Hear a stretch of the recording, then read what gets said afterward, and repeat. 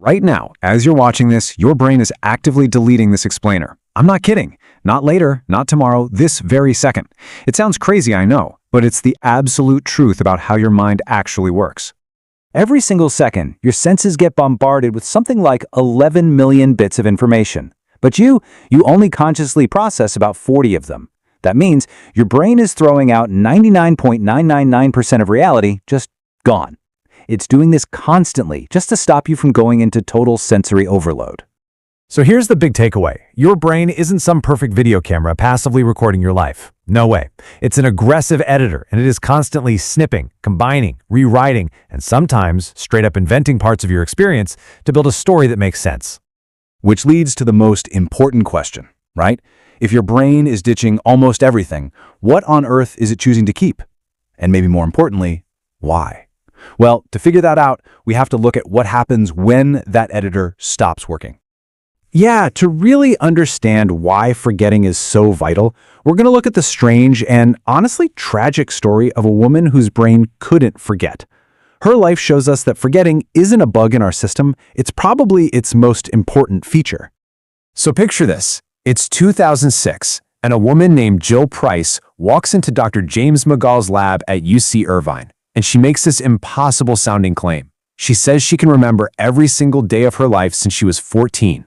As you can imagine, Dr. McGall was pretty skeptical. But after a whole bunch of testing, he had to admit it was true. She was the very first confirmed case of a condition we now call hyperthymesia. She had a nearly perfect memory of her own life. The details were just staggering. You could ask her about a random date, like March 28th, 1992, and she'd instantly tell you it was a Saturday and that she went to see The Cutting Edge at the mall. October 19th, 1987, oh, that was Black Monday, the day the stock market crashed. She remembered hearing about it in geometry class. I mean, everything, the weather, what she wore, conversations, decades of her life, all stored like a perfect file. But then Jill revealed the other side of this superpower. She said it was a curse. Every embarrassing moment, every stupid argument, every single humiliation, it was all as fresh and painful as the day it happened. She was literally trapped in an endless loop of her own past. And this right here shows you the true purpose of forgetting. See, for most of us, time kind of softens the blows. Grief fades, we move on. But for Jill, time just accumulated more wounds. Grief never got softer. She couldn't move on because her brain's editor was broken. Forgetting, that's what lets us heal. Okay, so we know our brains delete memories. That's weird enough, but what if I told you they also just invent them from thin air? This next part gets into an even more unsettling idea, that some of your favorite memories might be completely fake. So back in 1995, a psychologist named Dr. Elizabeth Loftus ran his now legendary experiment.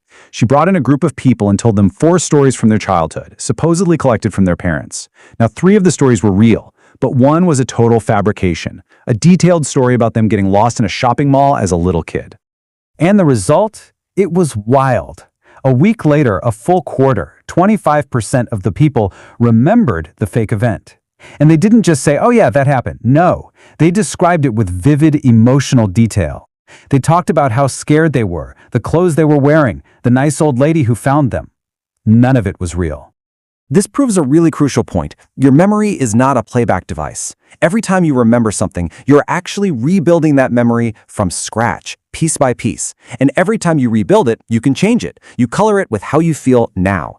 Think about it like this. You're not actually remembering your past. You're just remembering the last time you remembered it. All right, so if our memories can be fake, the big question is, why? Why would our own brain lie to us? Well, it turns out your brain is a natural-born storyteller, and it's not always interested in the boring old truth.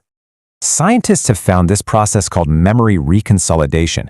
Basically, when you pull up a memory, it becomes, well, unstable. It's soft, like clay, for about 6 hours, and in that window, the memory can be tweaked, enhanced, or even partially rewritten before your brain saves it again. And this gets to the motive. As the neuroscientist Dr. Kareem Nader put it, your brain's main job is not to be a perfect historian. Its job is to help you survive. So if editing a memory makes you more resilient or keeps you safer, your brain's going to do it, no questions asked. You've totally seen this in your own life. Ever notice how after a bad breakup, your ex's flaws seem to get bigger and bigger in your memory?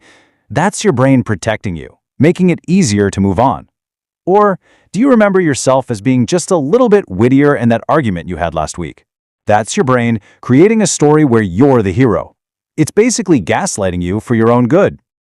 And this is where things get really weird. We'd established that your past is pretty shaky ground. But what about right now, your present? What if your sense of making a choice, your free will, is also just part of the story? Yeah, we're going to escalate things. Check out this timeline from a famous experiment by Benjamin Libet in 1983. It shows that the brain activity for making a decision, something simple like deciding to flick your wrist, shows up a full half-second before the person actually feels like they've made the choice. Let that sink in for a second. Your brain makes a decision, and then, a little while later, it sends you a memo that says, "Hey, you just decided to do this." That feeling of conscious choice, it might just be a notification that arrives after the fact, just to keep you feeling like you're in the driver's seat. So, after all that, where does this leave us? I mean, if our perception of reality is filtered, our past is partly made up, and our choices are unconscious, it all boils down to one massive question. Let's just quickly recap the evidence. Your brain deletes almost all of reality. It can invent memories that feel 100% real, it actively rewrites your personal history to fit a better story, and it makes choices before you're even aware of them.